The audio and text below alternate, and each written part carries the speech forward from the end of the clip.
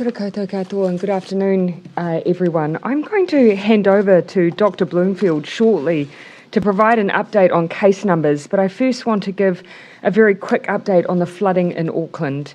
As you'll have heard, thunderstorms and heavy rain in the early hours of this morning has caused severe flooding and damage in parts of West Auckland. As at 10 a.m. this morning, Fire and Emergency New Zealand had responded to roughly 370 incidents involving mostly flooding, power lines down and trees down. Auckland Emergency Management is undertaking preliminary reconnaissance in the affected areas. There will be no definitive numbers with respect to damaged properties and affected people until that assessment has been completed. However, we know a number of households self-evacuated as a result of the storm. If people are in need of shelter or support, they can report to the Auckland Council building at 6 Henderson Valley Road, where they'll be triaged appropriately.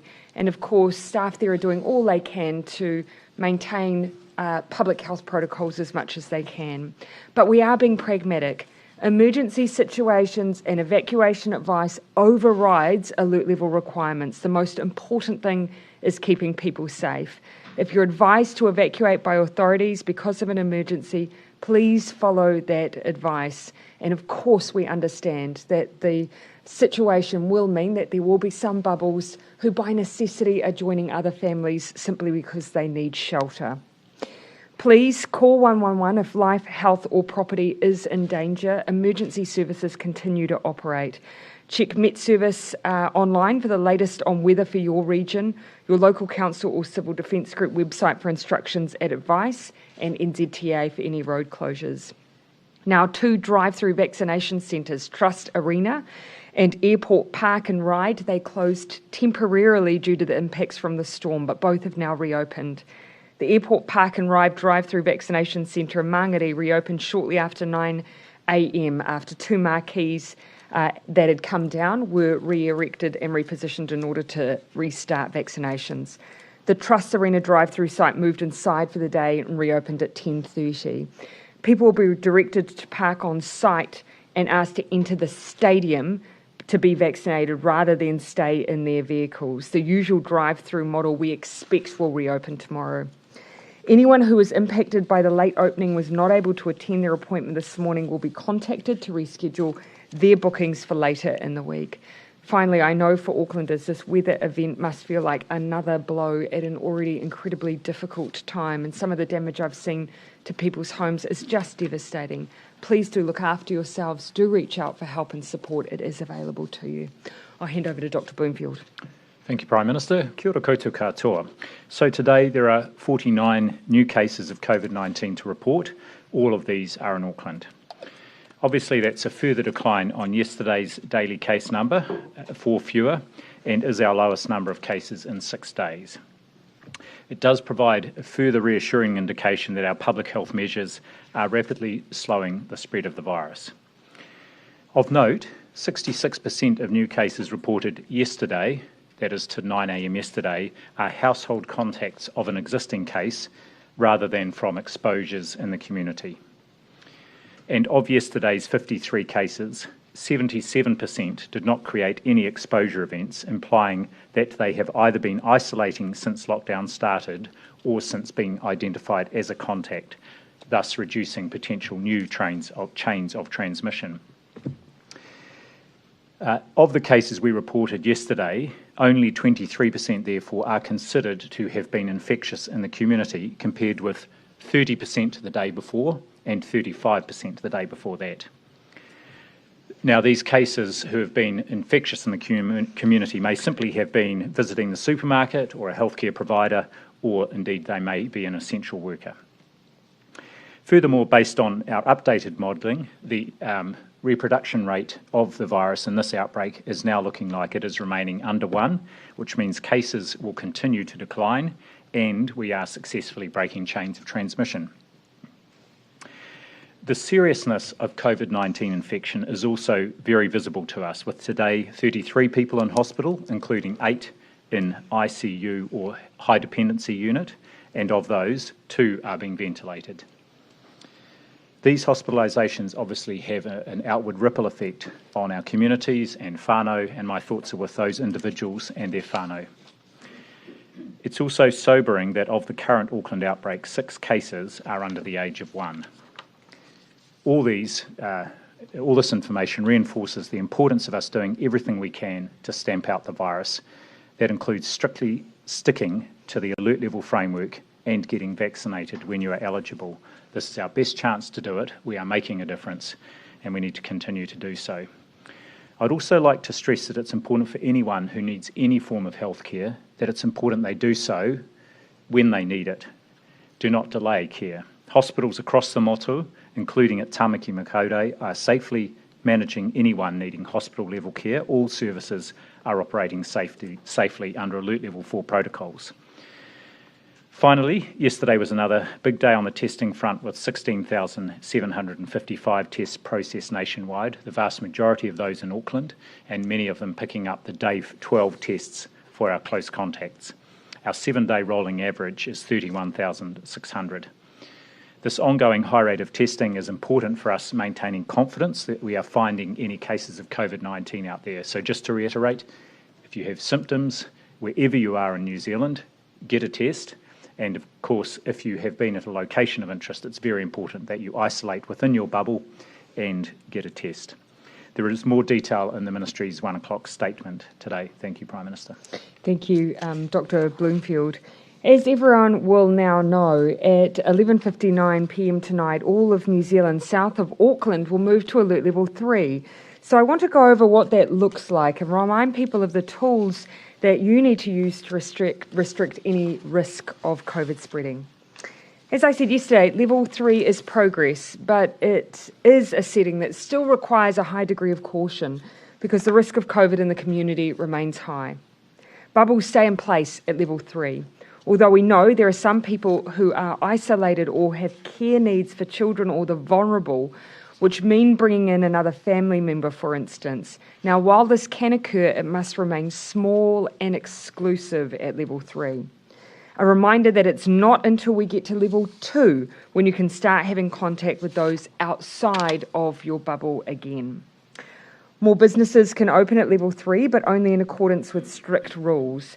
Because Delta has changed the rulebook, we have had to change too. That means that contactless delivery and pickups can occur, but all staff and customers are now legally required to wear a mask for those outwardly facing businesses such as supermarkets, pharmacies, butchers, greengrocers, takeaways and petrol stations. And to everyone else, we encourage you to wear a face mask whenever you're out and about. The latest science tells us Delta spreads very easily, and this is a tool that really does make a difference. So here are the golden rules for everyone south of Auckland for the next 7 days as we enter into Alert Level 3. Stay at home, keep your bubble small, and exercise and shop locally. Keep your distance from people. Delta is highly infectious.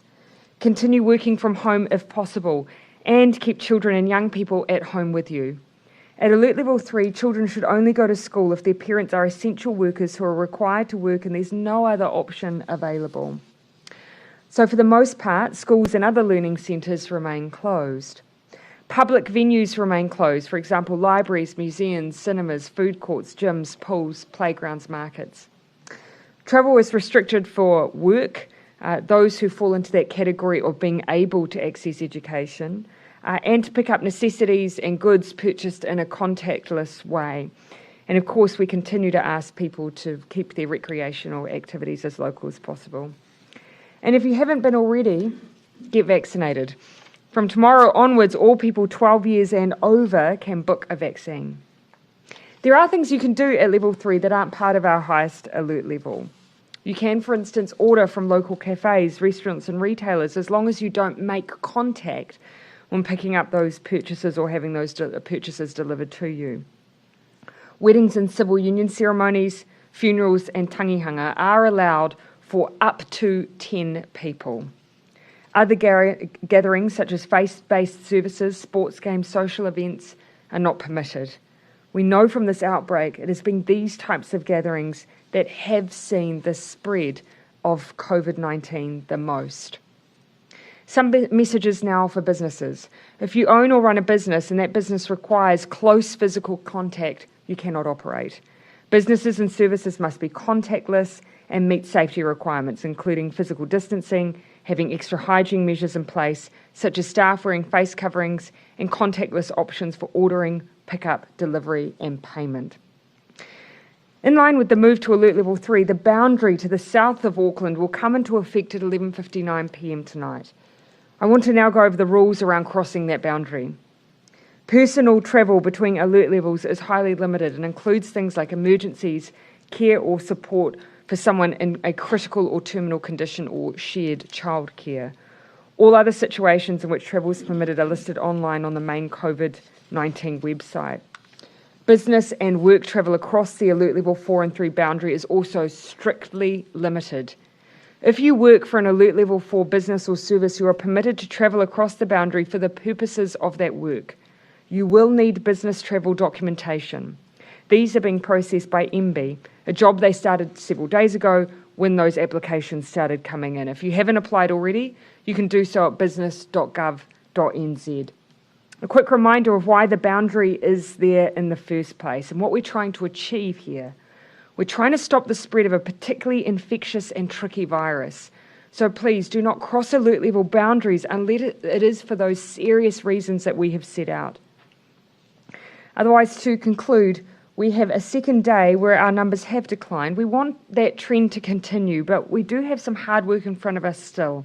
We want the tail of this outbreak to be as short as possible, but that is up to all of us. So to everyone, please do stick with it. And as we transition to level 3, please do remain absolutely cautious. Yeah, Jessica. Any information about, you mentioned 6 children under the age of 1. Do you know how many are under 12?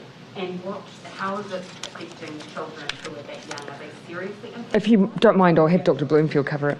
I don't have further detail. We are updating the demographic breakdown of the people in the outbreak each day on our ministry website, so age, ethnic breakdown. None of those younger children are in hospital. I think the youngest person in hospital is 18.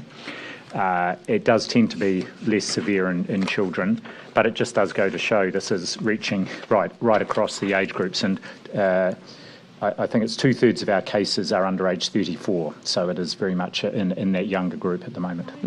Jessica, I'll let you finish on that. We've had reports with the flooding of people going in and helping other people get out of help. Yeah. And things like that. What should they do now if they have burst those bubbles? What's the advice? Look, our advice is in an emergency situation, the emergency takes precedence.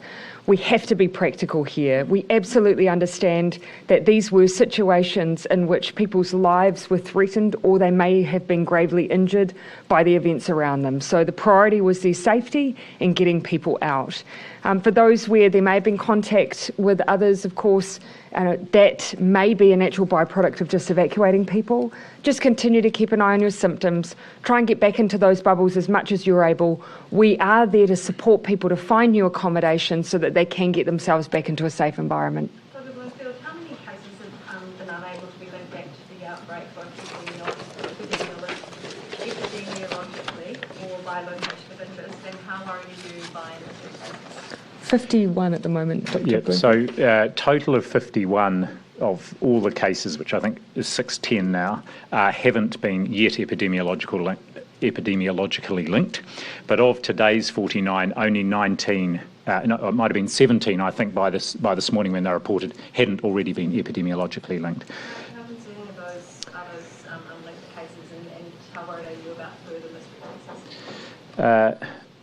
Of course, we want to find out the epidemiological link. Sometimes we can't find, and when I say that link, this is the exact person that they were infected by.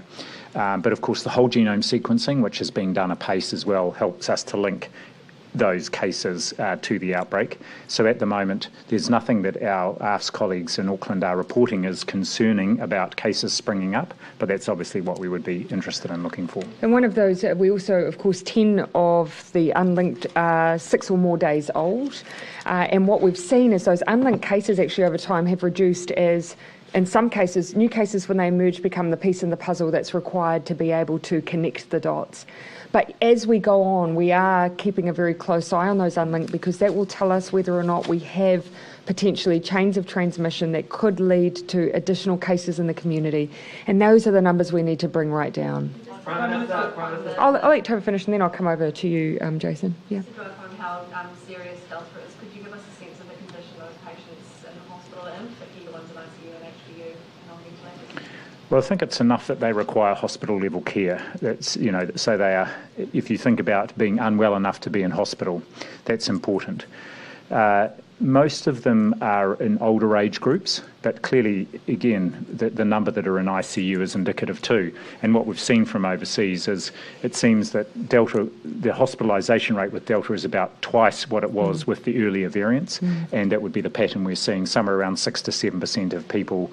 And if you think about the age distribution, that's probably even more significant, that 6 to 7% of people are in hospital. And you look across at Australia and they too are experiencing very high rates of hospitalisation as well in their outbreak, and I think it really is indicative of the extra danger that Delta really does present.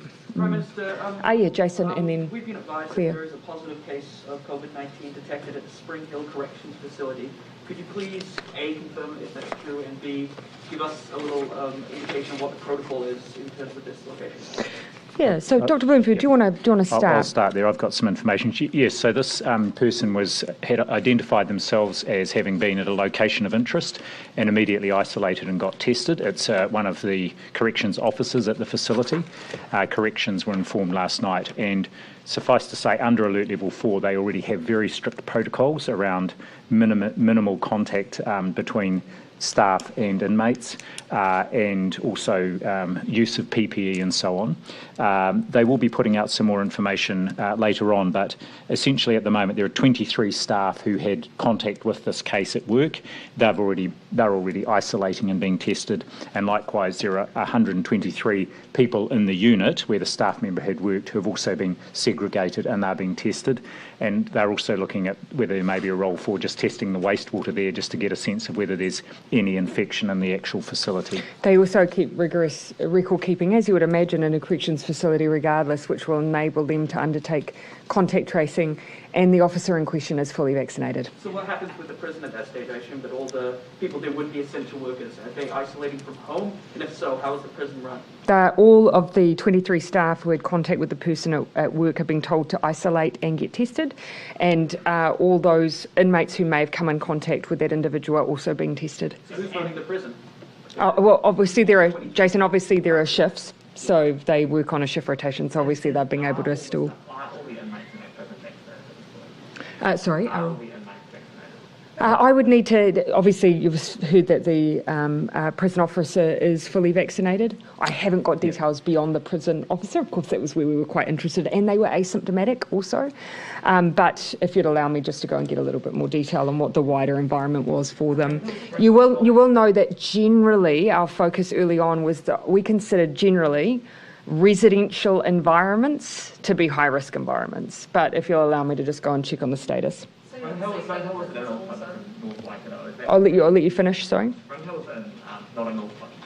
Yep. Yeah, but you'll know that it's obviously serviced very heavily from staff coming into that region, and so ultimately the people we're worried about are the individuals in that workplace who have had contact with that staff member, and they have all been contacted and are isolating and asked to and are being asked to get a test. Level 3, just on the... Yeah, I'll let you, and then I'll come to you. On the prospect of the level 2 and the South Island. The South Island hasn't had a case for 300 days, and everyone down there who was at an Auckland hotspot has basically completed 14 days of self-isolation. Will they be able to go to level 2 in a week's time, or will they need a full 2 weeks? So we've said we'll review in a week's time, and we are keeping our options open there. So we will undertake a very genuine risk assessment about the ability to move alert levels. It's certainly not the case that we've predetermined it has to be 3 weeks. We haven't. We will very genuinely, after 7 days, assess that risk and make a decision based on it. And yes, we haven't had a case in the South Island for a long time, and we want to keep it that way. So that's our goal. If we can get them up to fewer restrictions safely, we will. It's looking fairly safe though, right? I mean, could you imagine level level 4 for Auckland, for instance? I don't want to get ahead of some of those decisions, but what we do want to ensure is that we have borders that can maintain, if we are in that position, that can maintain that safely.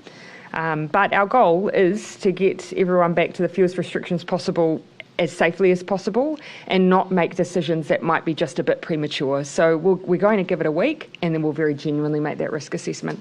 Under alert level 3, there will be a whole lot more staff being called back into their workplaces.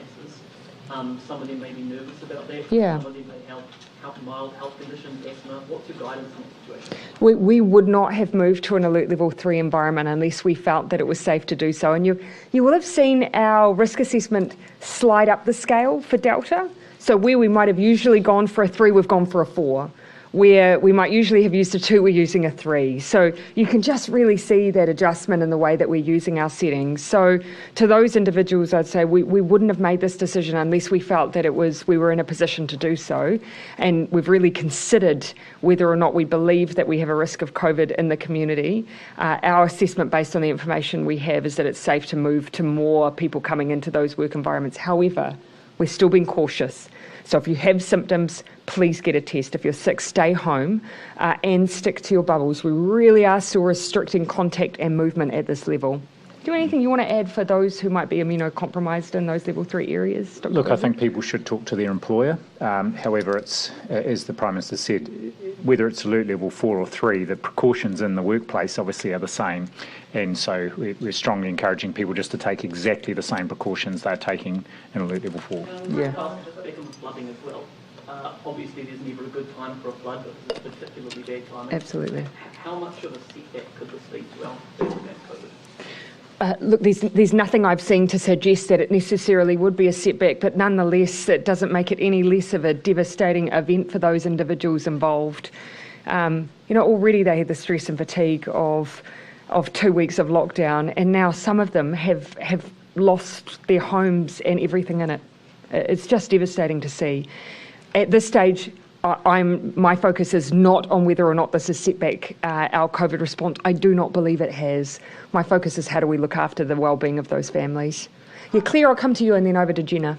Are there any further updates on the investigation or whatever into how the Delta made it into the community in the first place? So I think the last update we may have given you was that we've conclusively ruled out any link between there was a theory around potentially someone connected to the Crown Plaza working within it and a location of interest where we had someone with early symptom onset.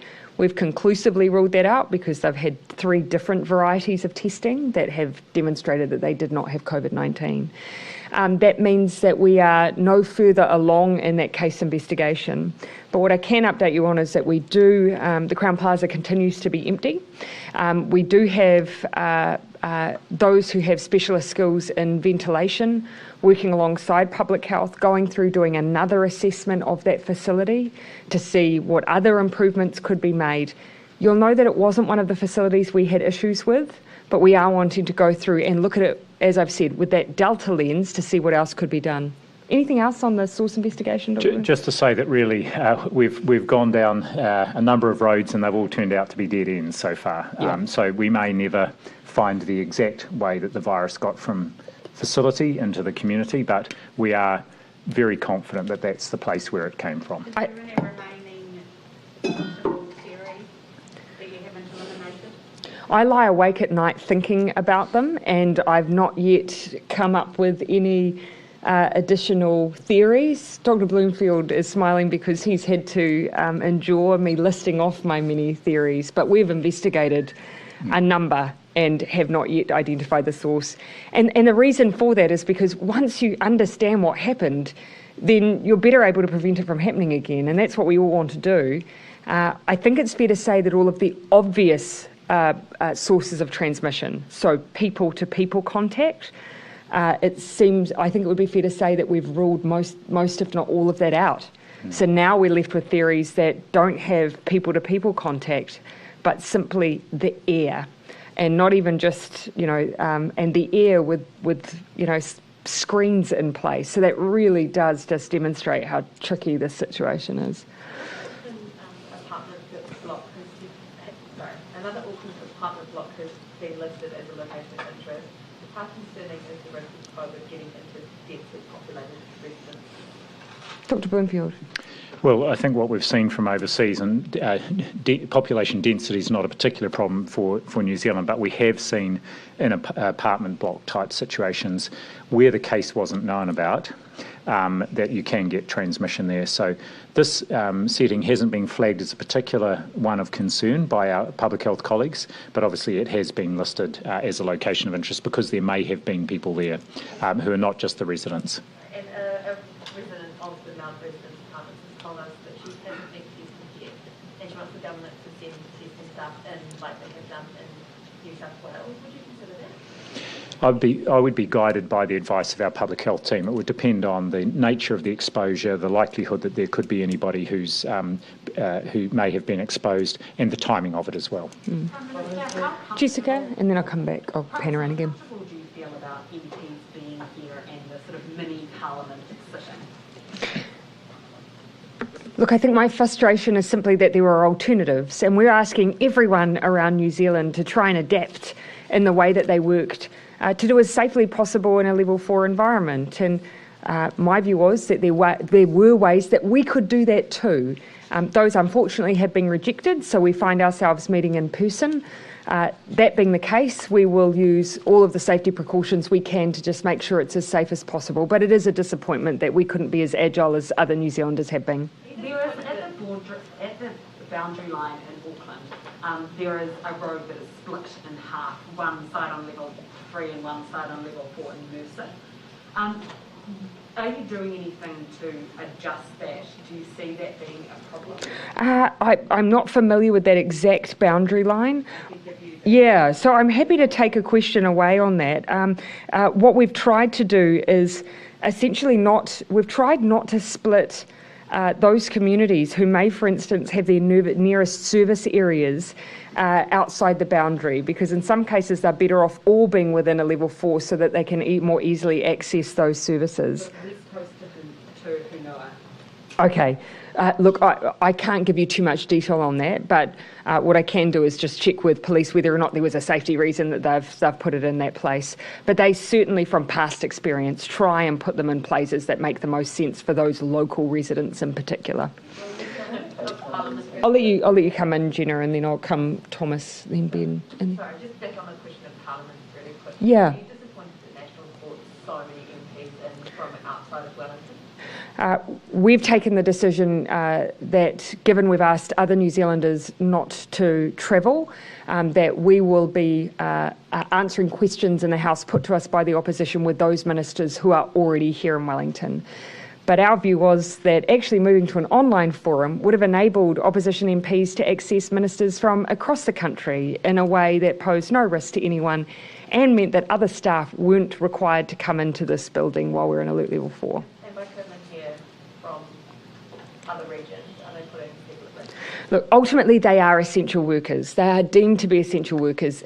They are legally allowed to travel, but whether they choose to do so or not is up to them. We offered a solution in our view that meant that they could hold us to account, that we could have that scrutiny just without having to do it face to face. And I am disappointed they didn't take up that option. Oh, sorry, I did say that I'd come to Thomas. And then, sorry, Henry, I have left you out. I'll come to you after that. A couple of Wellington sports players, a rugby player and a player for Silverfirds, have admitted to breaching COVID-19, breaching the lockdown by hosting and attending parties in the last 2 weeks. What do you make of such breaches? Are these people role models? Should they be fined?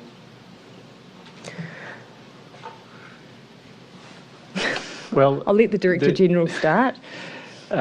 Look, I think they've, from what I've seen, they've put up their hand and said mea culpa. They've apologised. They recognise it was neither the right thing to do nor the sort of role modelling that would be expected of people who've got those sort of prominent roles. And I guess it's just a timely reminder that it needs everybody to be obeying the rules, whether they're top flight sports people or ordinary New Zealanders. Yeah. We have an 18-year-old in hospital right now. I don't think anyone can assume that they are safe from this virus, so we all have a job to do. So my request would be we need everyone from all walks of life to do their bit and to be the best role models that they can be. Can I just ask on the vaccination bookings, do you know know how many bookings have been cancelled in the past week, why they've been cancelled? There's sort of widespread reports. Oh, cancelled what, sorry, was that? Vaccination bookings. Certainly widespread reports of people's bookings being cancelled. Oh, okay. No, that's not something I've had. Them cancelling them or others cancelling their bookings?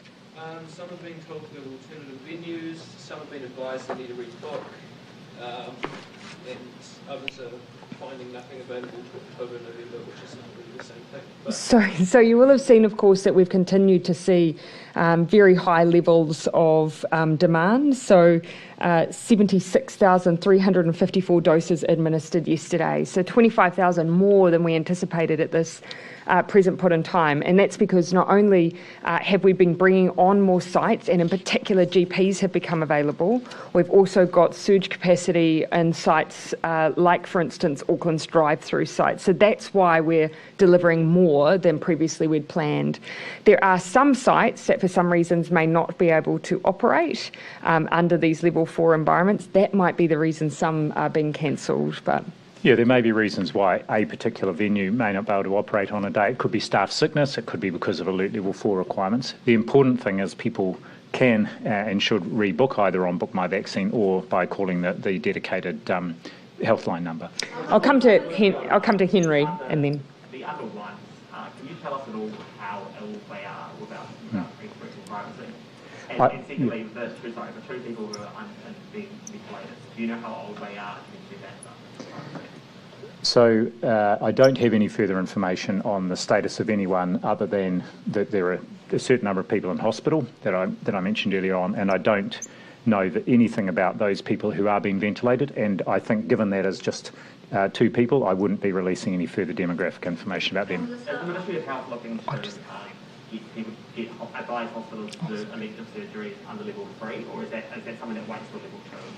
It's something that can happen under alert level 3 safely, and it has happened before. And will Waikato be helping at all with the backlog at Auckland? And if so, how are they going to get through their own backlog?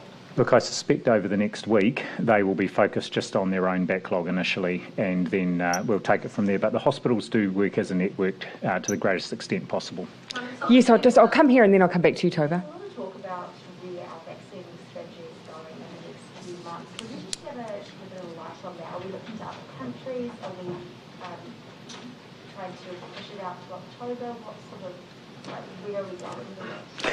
So for our vaccine strategy, we've always said that in the latter part of the year we ramp up. September is really a point where we start to transition from still having restricted supply coming into the country to October, where we have very large deliveries, and all of those supply issues start to move away from being a problem.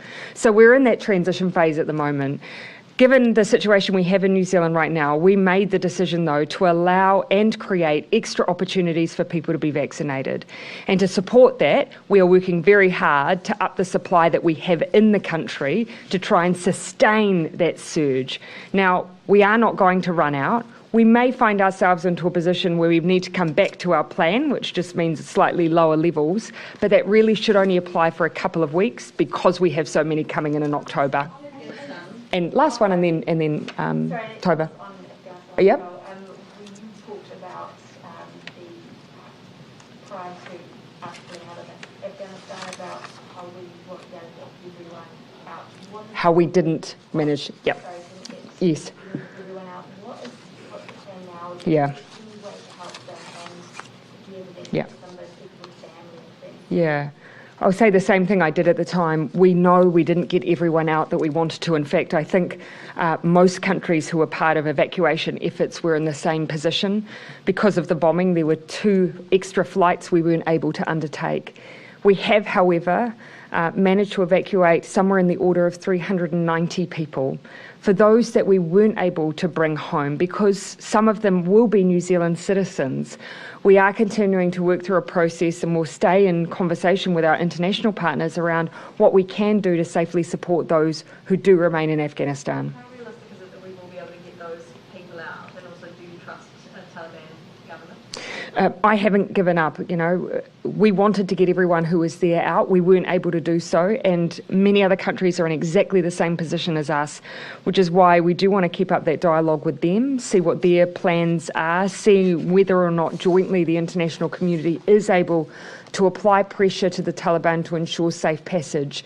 It is going to be complex, though. It says that there was no list of names for the people who helped us during the war. Should there have been a list to make it easier to try and find? So keeping in mind that if in some cases these were people who supported the New Zealand government's efforts many years ago, and they weren't always direct employees. Some worked as part of contractors who then worked very closely alongside our agencies. So it was quite a complex task to identify those who worked either for us or with us and may have been at risk as a result. But we tried to do that very quickly, but there's no question there are some who still require our support to be evacuated. Can I just very quickly clarify the Spring Hill case? Is that part of the 49 and is it being considered an Auckland case, or is that a 50th being considered a Waikato?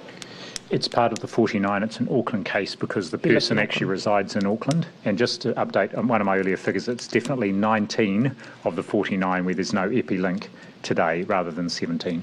Why is it not a location of interest, sorry? Why is it not a location of interest yet? It's not a place where generally members of the public come and go. We do have a list, of course, of people who were in contact or at all could have been in contact with anyone involved. So we're able to very accurately, as you can imagine, contact trace a prison facility. But we don't rely on the public having to self-identify whether or not they've been to the prison. Ben? Can I take you back to the overall case numbers today and the case profile? It feels like a significant turning of the numbers today, and Dr. Bloomfield did say he expects cases will continue to fall from this. How encouraging is this? Should Kiwis feel delighted? I would ask Kiwis just to hold that thought.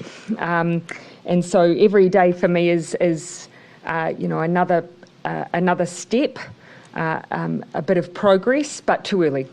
For me, I want to see sustained reductions over a period of time, and I think actually most people want to see that. But it is good not to see some of those high numbers we were only a few days ago, but it's another step. We've still got a journey to go through. Dr. Bloomfield, Yeah. last week you provided advice to Cabinet that it was unsafe for Parliament to sit. Where did Joe go? Did you update that advice this week? Do you feel that Parliament is unsafe to sit? So I was asked to provide advice to the Clerk of the House about if Parliament, for this week, if Parliament was to sit face-to-face, what measures they would need in place and what the maximum number of people would be safe to have within the debating chamber in particular. And so I gave advice around mask use, social distancing and so on, and a number that could be in the debating chamber at any one time. Do you consider what's happening today to be safe? Well, I was asked to give advice. I'm not the decision maker on that. I gave my advice around if Parliament were to reconvene, here are the measures that I would recommend were in place, just as in any workplace, to help reduce the risk of any transmission. Was your recommendation that 0 was a safe number for the debating chamber? I wasn't asked for advice on that. I was asked for advice about how any risk could be reduced, and that's the advice I gave. Yeah. Ultimately, to be fair to Dr. Bloomfield, ultimately the Business Committee has it within their power to work through these issues. Unfortunately, consensus wasn't able to be formed, and so therefore we're left with a situation where there are only really two options. Either I call on the Speaker to suspend question time the debating chamber and its business once again, which I was reluctant to do, or we come together to meet, or we have those online arrangements. Of course, you know what my preference was, but here we are. Yes, I said I would come to Middle, and then I am going to come back to Māori TV. Do you have an update on the current work to increase vaccine supply? I don't have an update for you, but I can tell you that it continues. I've said that we need to make those decisions this week, but you already know really what those options are. We created surge capacity. So by making that surge capacity available, those drive-through options available, that's some of the reasons that you've just seen that enormous increase in numbers that we're being able to put in, particularly in Auckland, that extra throughput. The worst case scenario is that we revert back to our plan, which is still 350,000 doses going out a week. That decision just needs to be taken this week. Pati. Are we still on track for red flights to start to commence from Australia to New Zealand, given the numbers? So what we want to do is put Australia back in the same position as every other part of the world, which is that they have access to flights and then the ability to come into managed isolation. We know there are some people that since those flights suspended in June are now in emergency situations and need to return.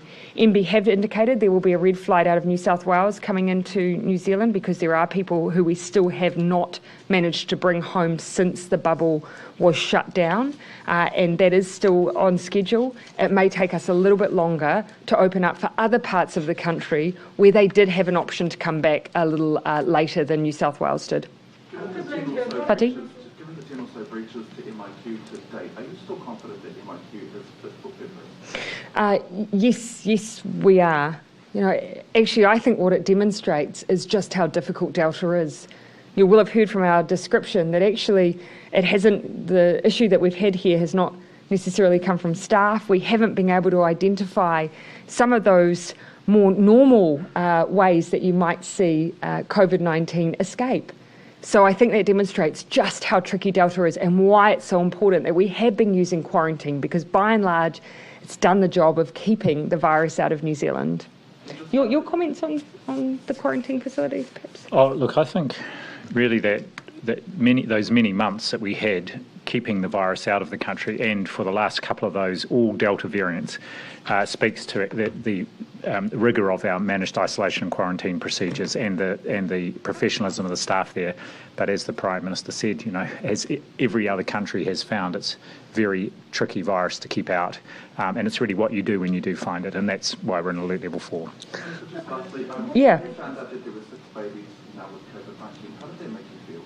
Oh, this for me is a reminder of why for now our elimination strategy is so important, and then why our vaccination strategy is so important. There are some vulnerable and young members of our communities, our children, who aren't eligible to be vaccinated, and the best thing that we can do to look after their health is to be vaccinated ourselves, because they get it from us. And so that's a really important message. If you can be vaccinated on behalf of the tamariki. Yeah. Sorry, yes, go ahead.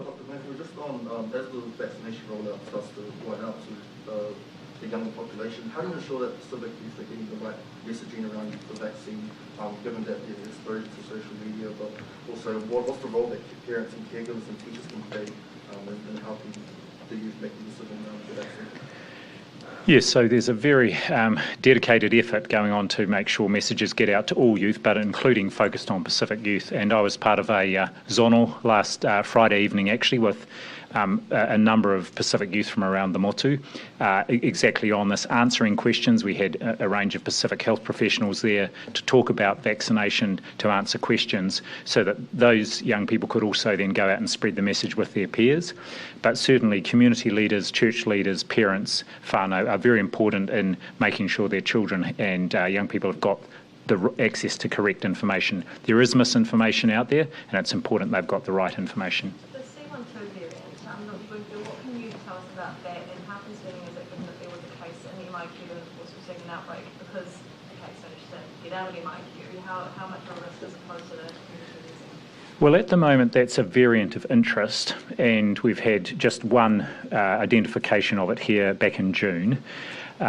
The important thing about these variants, of course, is much greater concern is those that are more transmissible, like the Delta variant. So it's one for us to watch, because there are some aspects of it that are concerning around the degree of illness it creates, and also potentially some vaccine escape. But it's not causing a problem here, and it'll be interesting to see whether it's more transmissible and becomes a more dominant variant. But it's at the moment a variant of interest. Before we move over to this side, if I may, just on the question that you asked around Pacific young people, there have been initiatives in Auckland in particular led by Pacific young people that have been absolutely incredible, and whilst I can't name all of them, I have met, for instance, the Bubblegum team up in South Auckland, who have been doing amazing work, training and supporting young people to support other young people in our Pacific community. So I just want to take the opportunity to acknowledge them and all of the work that they've been doing to keep other young people safe. Yeah, Mark, I don't think, have I taken one from you? Sorry, I did say I'd come into the front as well. At level 2, whenever we do get there, do you expect masking to be required in a lot more venues than it previously was at level 2, in schools for students of a certain age or in offices? Perhaps because for young people there are some different calculations, I might ask Dr. Bloomfield to comment on that. Well, what I can say is actually our teams are working today and tomorrow to look at the current Alert Level 2 settings and to look at how those may need to be strengthened, including mask use. They will, of course, look at mask use in children and young people as one of those things. And, we have our approach to date has been that school settings, it's hard for children certainly under the age of 12, so any younger than secondary school or high school, it's harder to be assured that they are able to use the mask safely. And we'll have another look at that, but we'll see what that advice says so we can inform the decisions by Cabinet about future Alert Level 2 settings. We've got updated requirements on mandatory record keeping as well, but given that much of that applies at Level 2, I've been bombarding people with that information. So we will give people a refresher on some of those changes because they are particularly pertinent to high-risk venues. Dr. Bloomfield, on your advice about how to reduce risk in Parliament while it sits at these escalated alert levels, has all of that been feeded in the preparations for today, or was there something that you recommended that is not done yet? Oh, I'm not sure. We'll have to see how Parliament looks when it sits, but I trust the Clerk of the House to have taken on board our advice, having sought it. Speaking of the bells are ringing, I'll come to Charlie. Okay. Yep, go ahead. Some concern among parents that lockdowns will run into the school holidays, which is nearing. Have you given any consideration to moving the school holidays so that they occur during lockdown? Any thought around that at all, or is that time frame? That's not something that we've discussed as a Cabinet, but I can't definitively tell you what advice may have been received by the Minister of Education. He will be on the podium tomorrow, so do feel free to put that question to him directly then. If you don't mind, I might sneak off and get ready for the House now. Thank you, everyone.